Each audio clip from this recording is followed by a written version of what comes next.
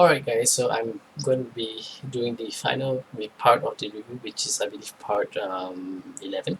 So I'll be doing the epics and the legendaries for this video. And just in case I forget to put it in the comments, I want to thank Hearthstone for providing all these images online for me to use. Obviously they didn't do it just for me, but it is the website I'm borrowing off, so go over and visit hearthstone.com. They have pretty much a pretty good range of things like how to beat the bosses and whatnot. So this is pretty much the go-to site to net deck in my opinion. Uh, so yeah, let's start off the review with the new 4 mana 3/3 Cyclopean Horror. Taunt, Battlecry, gain +1 health for each enemy minion. Now this is a really curious card uh, because I think that this card on paper looks really powerful against aggro. But you have to realize that even if he has 2 minions over you, it's only going to be a Sentient Shield Master that can be silenced and it loses itself, right? So is that really, really good? Um, I'm not really sure it is. In Arena, I believe this card is pretty insane. But in Constructed, in Arena, it's insane if you're behind.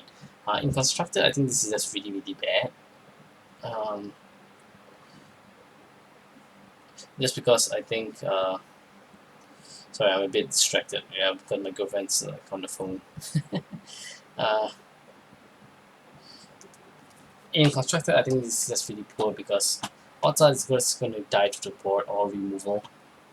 But in Arena, there's a chance that it sees some play. So um, it does also follow the trend of epic cards not being really, really good in Arena. So only when you see a certain epic card, you know to pick it all the time because those are the good ones. This is probably an average epic in my opinion. So you'll definitely see some play in Arena, but it's probably not a top pick. In Constructed, this will probably never see play. Next, we have Twilight Summoner, 4 mana 1/1, Death Feather Summon a 5/5 Faceless Destroyer. Do we have the Faceless Destroyer? Not on the first page, so I'm curious about what it looks like here. We just go online and look for one right now here. I'm going to push this to the other side so that you guys don't get too distracted here. For some reason the soft's out here. That's the wrong one. Oh wait, that's the right one, okay. So yeah, Faceless Destroy. Close them. So let's see if we can find what this card looks like here. Okay, so it looks like we found it here. So this is what it looks like. So it's a pretty cool looking card. Obviously, this is a really powerful minion in terms of stats. It's just really, really slow. And it's kind of like a delayed tempo thing. So it feels like it's going to find a place in some kind of constructed deck for some reason, but probably not in a arena deck. So pretty bad arena card, pretty interesting, potentially good constructed card.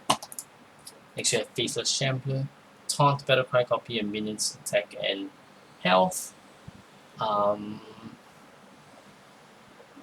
really curious about this card because the card I really think of matching this really well is Twilight Drake in Handlock, where you coin out the Twilight Drake and then you play this on 4.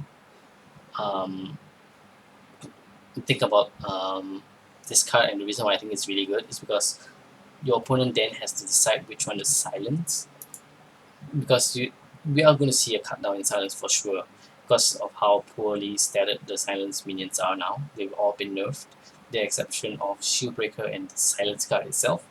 So you can't use silence as sparingly. The only class I think that can deal with this and Twilight Drake combo really well is Shaman with double Earthshock, so you can Earthshock this and the Twilight Drake. But other than that, I'm not really sure if this card has a play, has a spot anywhere. Um, this could be a pretty good card in Arena if you can copy a big minion. But it has to be a friendly minion though, take note of that. And it does give you an extra taunt, so really interesting card. I believe people will try to make this work, but whether it's good or not remains to be seen. I think it's just average card at best. Next we have Dark Speaker, 5 mana 3/6, Battlecry swap stats with a friendly minion. So this is also another really interesting card, kind of like the Faceless Shambler thing before, whatever it's called. I'm curious about how many scenarios you'll see this actually help a minion trade up. Because if it does, then it's really, really good. If it's just going to heal a minion, then it's average at best, I guess. Um, Maybe you see this in the Shaman deck where you play this, buff a totem with it, it trades into something, and then you evolve this. Is that too situational? I would say probably. So I think this card is just, again, a really average card at best, and it follows the typical trend of epics being just really mediocre, unless they're class specific, right? Next, we have Validated Doomsayer. At the start of your turn, set this minion's attack to 7. So obviously this is one of those big silence targets like the original Doomsayer. The only difference is that the only decks that you play this in is probably a Zoo deck. And in a Zoo deck, I think this card is pretty insane. Like, it's definitely better than Doomguard, in the sense that it's a bigger minion than Doomguard, and with PGH nerfed, this card is probably going to see quite a bit of play. So I expect to see this in, especially the kind of swarmy Zoo decks where you have a lot of imps and tokens and whatnot. It's like a lot of small minions. I think this card is pretty insane in that deck. So yeah, pretty good card, I think. One of the better epics. Especially if you can get a hit on the board. If you're behind on the board, it's just horrible. At the most, it's going to suck up is 7 damage. So next we have the Crazed Worshipper Taunt. Whenever this minion takes damage, give your platoon +1/+1 wherever it is. For some reason, I just think of Bouncing Blades when I look at this card. I'm not sure if you guys have seen that video where you buff out your X-Flingers, and then you Bouncing Blades it. That's pretty funny. And this card, for some reason, just makes me feel like trying it out. Because then you can get like maybe up to 6 attack off of 1 minion, which would be the most I think you can get off 1 minion in one go. So that's pretty interesting. But the body itself is really weak, so I don't think it's good enough to see play in Constructed just because of how it's poorly statted. But again, in those kind of like whirlwindy control warrior decks, if a whirlwind style constant AoE barrage with like tentacles and whatnot style of warrior comes out with Cthulhu, this card's probably an auto include and probably one of the better cards to put in. So yeah, it's a really interesting card. Obviously, you won't see this in a Constructed, or in Arena rather. Then we have Ancient Harbinger. Shouldn't it be Harbinger? Okay, 6 mana 4/6, pretty okay stats, kind of like the Shaman Legendary. At the start of your turn, put a 10 cost minion from your deck to your hand. So this is obviously made to go well in a deck with like a lot of late game things like Feast and Control Warrior. Obviously, all the Cthulhu decks or whatever old god decks that come out, see this card in there. Some people might say it's good for like getting Deathwing out, but other than Deathwing, how many other things are you getting out? Like Faces Behemoths and stuff? Is that really good? No. So this is definitely a very niche card. You'll see play in a very niche, like old gods themed deck, but that's about it. But it has a fairly decent stat line at 4/6. 4/6, it's not terrible, so it might see some play in Arena, especially if you can get the card out. You get a 10 cost card out. It's gonna be pretty good. So pretty average card, I think overall. You'll probably see play in Cthulhu decks. Next you have Skilled Nightmare, 6 mana 2/8. At the start of your turn, double its double this minion's attack. I think I see the pun in the scaled. um, is this card actually a good dragon? I would say it's worth considering. I think people dismiss it. Like it's not a good idea to dismiss it too early because up to now the only 6-drop dragon I believe is Dragonite Crusher. Uh, well, there's Volcanic Drake as well, but you never ever play this as a 6-drop, right? So what cards are actually going to be in a dragon deck that you want to put in? I'm guessing this card is not too bad, especially in Dragon Priest where you can potentially buff the attack. Um, I don't know. This card looks really broken if you can buff its attack. So maybe in like Dragon Paladin, this card is really good. In Dragon Priest, it does have 8 health, so you can keep healing it. But there aren't many buff cards left with Val's Chosen circling out. Um, Maybe the 5 mana one, I'm not really sure. That scales insanely well with this because of how much health it gives it. So yeah, I don't think this card should be dismissed so quickly here. Uh, I do think it's a pretty decent card. It's a pretty okay card, especially like in Arena. I think this one of the better epics to pick because once it's your turn to attack, it's going to be a 4/8, which is not bad, and then it becomes like an 8/8, and then whatnot, right? So this card has potential to go really insane. I'm guessing you're going to see some weird form of OTK that come out from this. Pretty powerful card. I like it quite a bit. Definitely play around with it in my dragon decks. Those of you who have seen my stream knows that I've been trying to make dragons a thing for a while now, even before there was a reason to play dragons. So like back in the day when my 2 drops would be fairy dragons, right? So yeah, I'll definitely play around with this card and see what it gets you.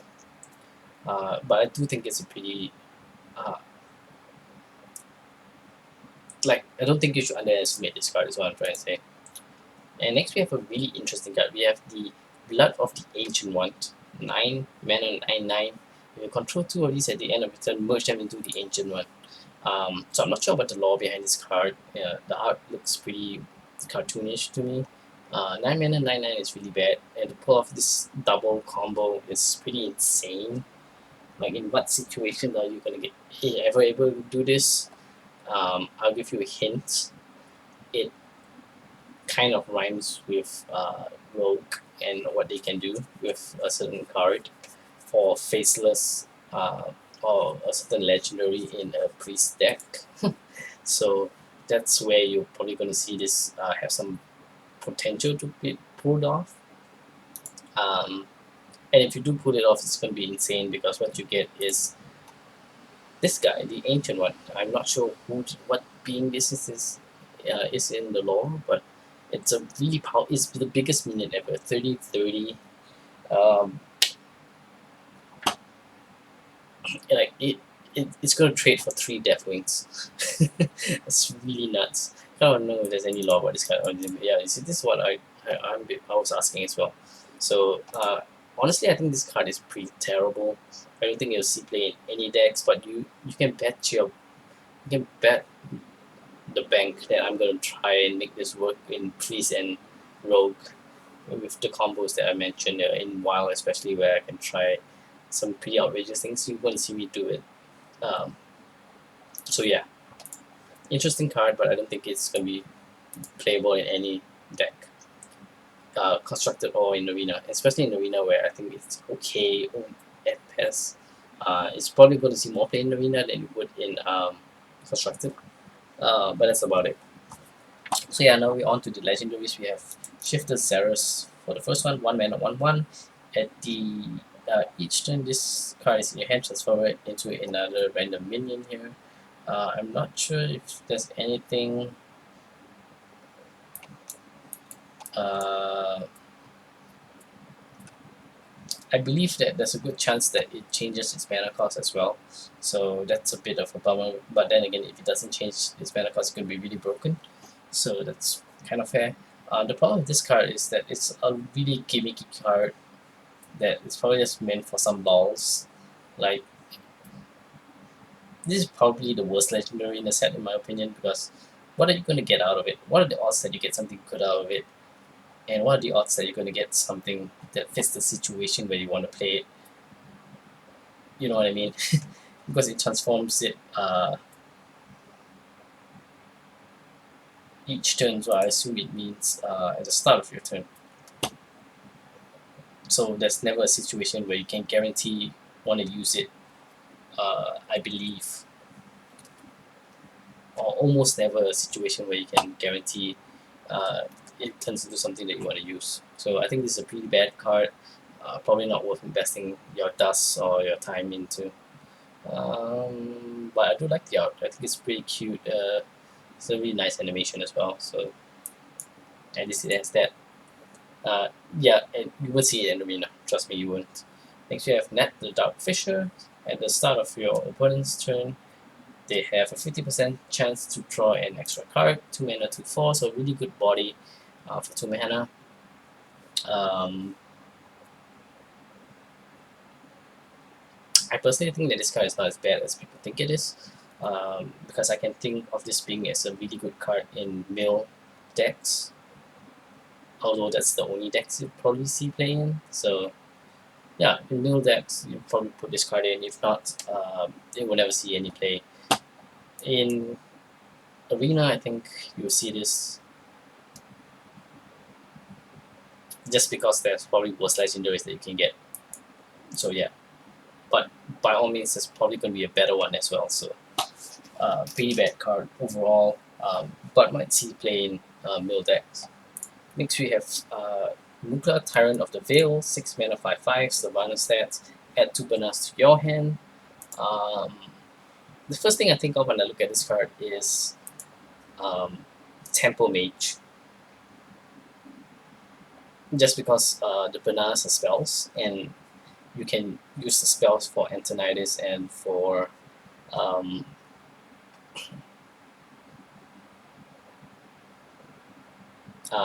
Flame Waker. Wow, it completely slipped my mind there for a moment.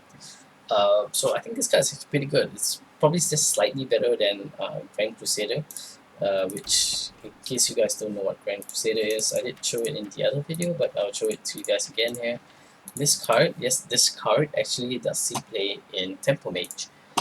So this card, I think, is just way better than that. Obviously, the one time that this card is insane is that it gives you something like Avenge or Tyrion or whatnot, but this card is just going to be more consistent in my opinion in Temple Mage, so I think you will definitely see a place there.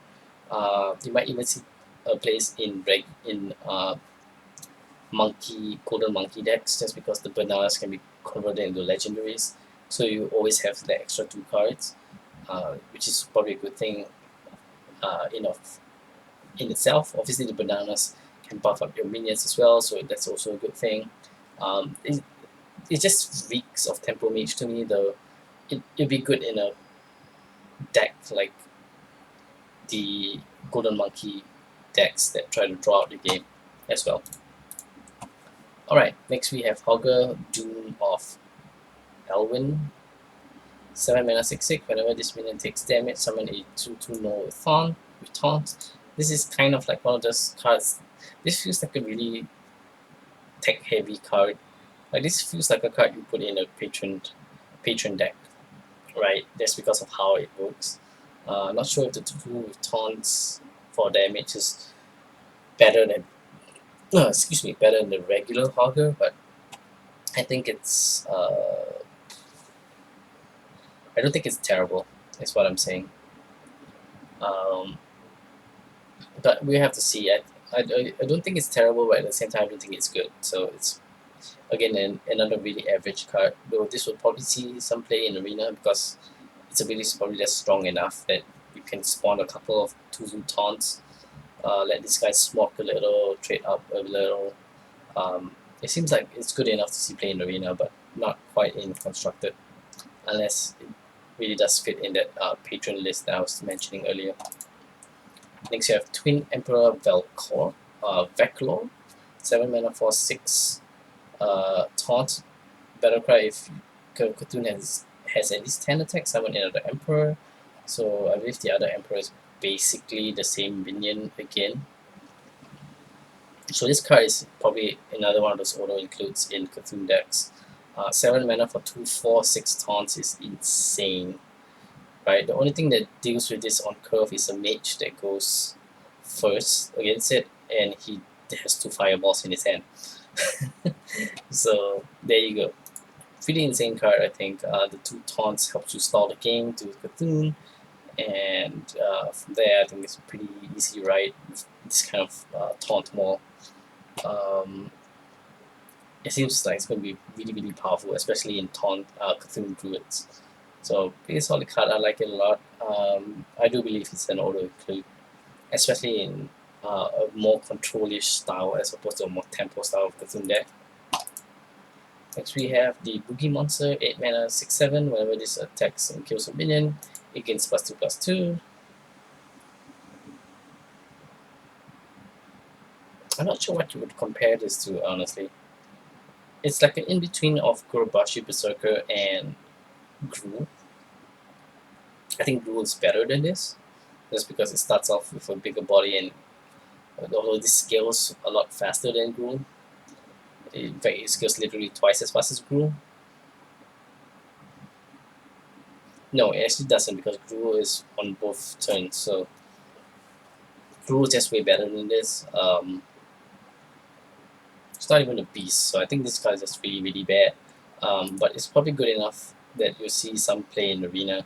If you draft this, I think you should give this a shot. I think it's not as bad as it looks.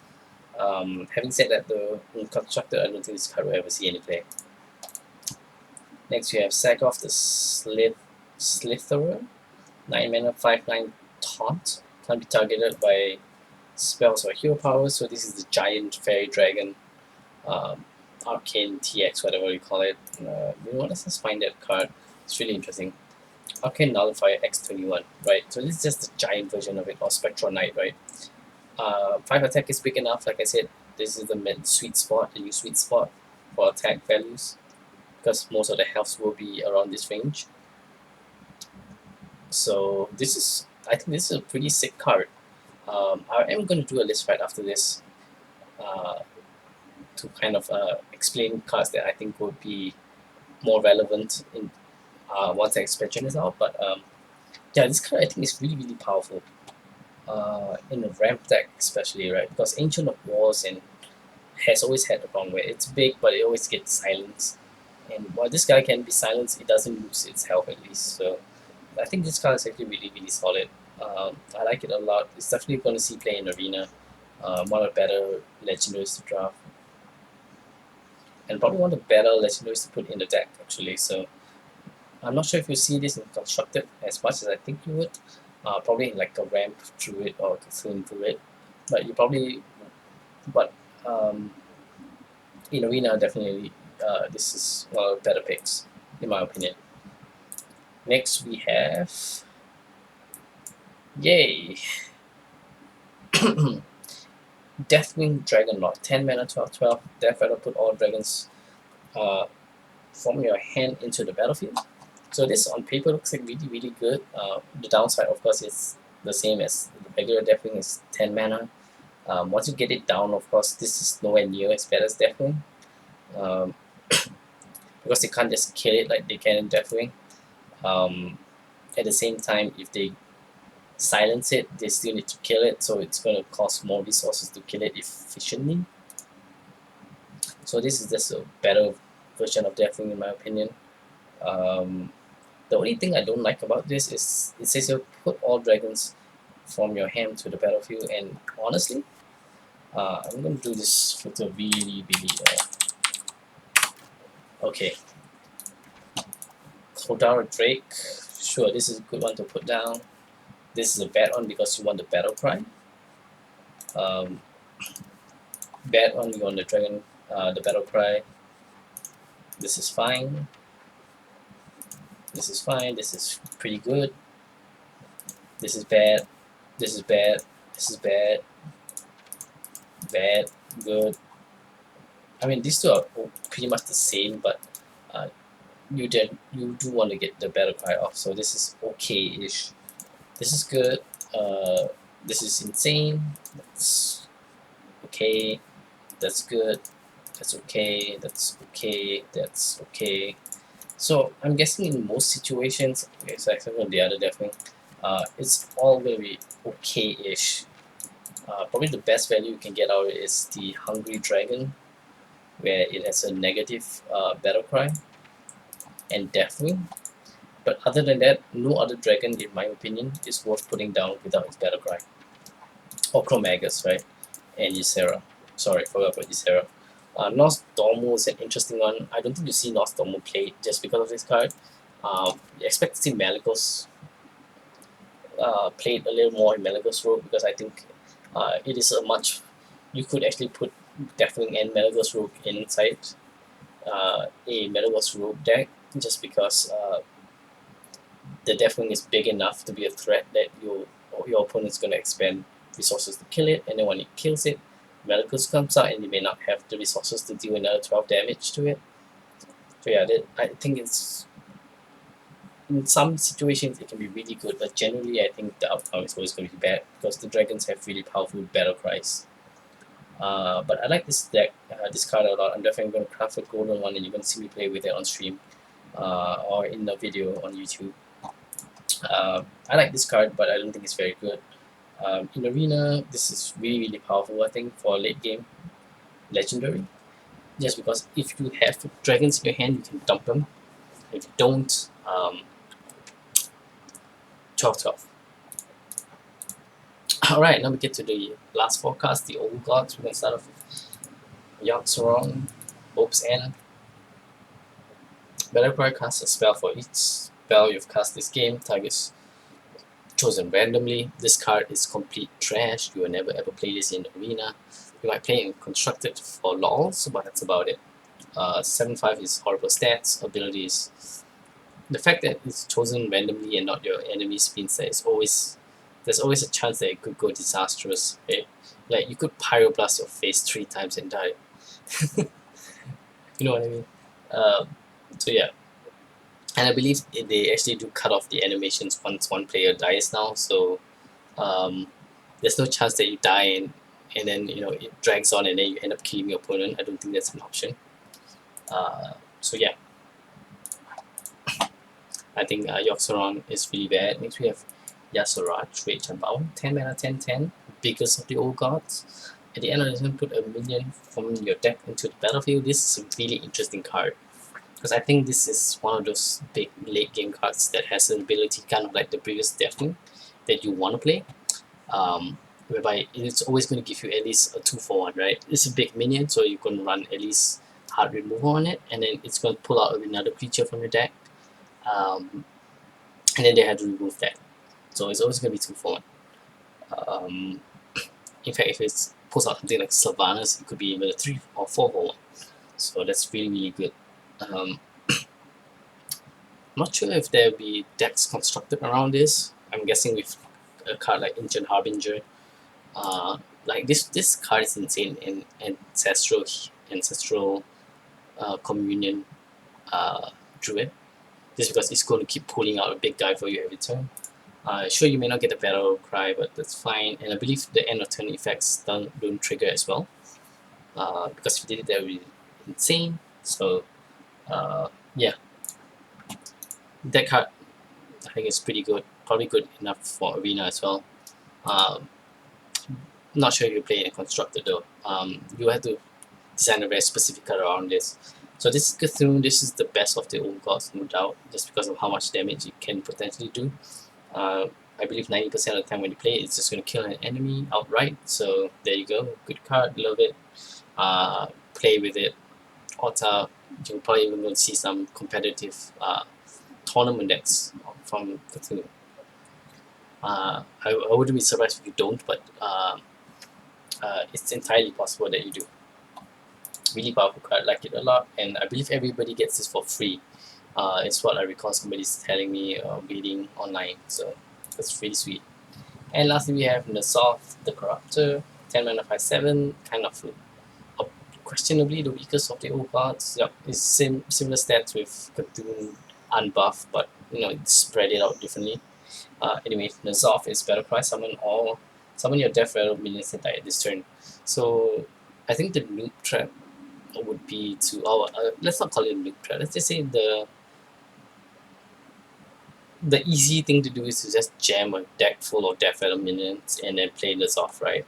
Because once you play, it's going to get it all back and you're going to look really awesome. But I don't think that's the case. I think Nuzov actually fits best in a deck with very few Death Rattle minions. So let's go through the Death Rattle tag here. Death Rattle. There are some minions that you definitely want to bring back. Things like Malone can be insane. Hymen is insane. Tyrion, Ronin, Aruna Bar is pretty insane. Even Treadsteed is insane. And all these low costing minions is pretty bad. Karen is pretty good. Or Karen, I'm not entirely sure how to pronounce it here. Sylvanas is good. The Sneak or Shredder is good. So yeah, again, those are the only good, and those minions are the only good ones that I've said, right? Every other minion is probably not one you can pull out with Nuzov. So if you really think about it that way, Nuzov has to be played with only those specific minions, which is not even a full board worth, if I'm not mistaken. So that's one thing to keep in mind here before constructing the deck around Nuzov. Having said that though, I have come to the end of this review. Do I think this card will see play in Arena? The answer is yes, just because of how much value you could get from it. And you'll probably see somebody make a Death Rattle deck around it. This might be strong in Death Rattle in Raptor Rogue. Probably not in the Hunter Death Rattle decks, but probably in Death Rattle Rogue. So yeah, that's all I'm gonna say for this for my card reviews for now. I will be back really soon. Probably right after this, I'm gonna upload a video about which cards I think is gonna really shape the meta and which cards I feel are gonna be really good here. So yeah, I'm gonna end this video right here, guys. Hopefully you guys enjoyed it, and we'll be back real soon with the next video. This is JP signing out.